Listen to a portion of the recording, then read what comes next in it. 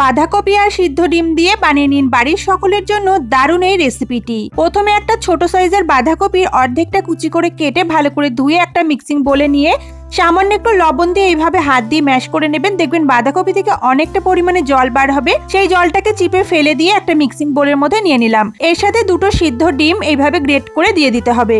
তারপর এর মধ্যে স্বাদ অনুযায়ী কাঁচা লঙ্কা, হাফ টিস্পুন রসুন কুচি, দেব পেঁয়াজ কুচি, এর সাথে দেব অল্প একটু ধনের গুঁড়ো, স্বাদ অনুযায়ী লবণ, অল্প হলুদের গুঁড়ো, স্বাদ মতো লঙ্কার গুঁড়ো আর গোলমরিচের গুঁড়ো, সাথে 1 টিস্পুন চাট মশলা দেব, 2 টিস্পুন দেব বেসন আর 2 টিস্পুন চালের গুঁড়ো। এবার সমস্ত উপকরণ ভালো করে একসাথে মিশিয়ে নিতে হবে। বন্ধুরা, সম্পূর্ণ রেসিপিটি চ্যানেলে আপলোড আছে, চাইলে দেখতে পারেন।